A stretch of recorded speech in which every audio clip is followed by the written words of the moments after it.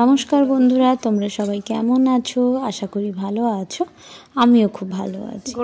তো আদ্যা ক্রিয়েশনের আরও একটি নতুন ব্লগে তোমাদেরকে স্বাগত জানাই। তো আজকে করছি আম তেল রেসিপি।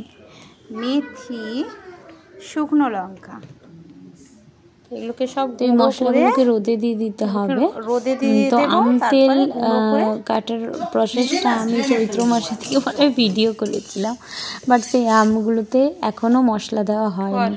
তো দেখে বুঝতে পারছো আমগুলো পুরো সেদ্ধ হয়ে গেছে, নরম গলে গেছে। তো একে একে লঙ্কার গুঁড়ো এটা দিয়ে দেওয়া হলো, গ্রাইন্ডারে গুঁড়ো করে আধ ভাঙা লঙ্কার গুঁড়ো, আর দিয়ে দেওয়া হচ্ছে একে একে সব মশলাগুলোকে মানে রোদে গরম করে এনে তারপরে শুকনো খোলায় নেড়ে নিয়ে আবার মশলাতে দেওয়া হবে। তো এখানে একটা গন্ডগোল হয়ে গেছিলো, জারে মা এরকম দিয়ে দিয়েছিলাম, তারপরে বললাম যে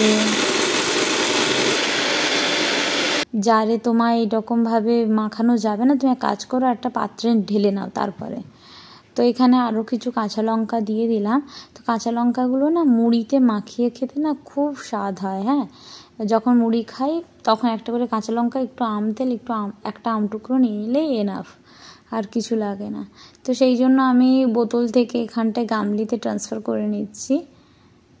আমি নয়, এটা মা করছিল, আমি তো ভিডিও করছিলাম।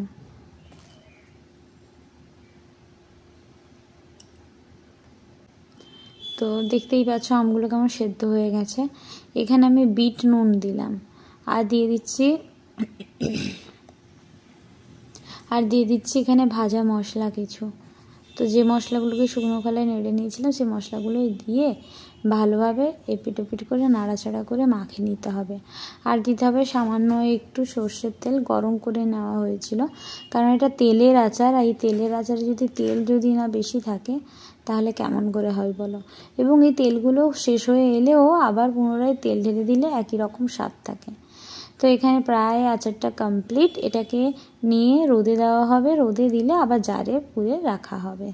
তো এইরকম সুন্দর আম তেল রেসিপি তোমাদের কেমন লাগলো জানিও। আর এই 1 চামচ দিয়ে মুড়ি মাখা করলে ওয়াও হয়ে যায়।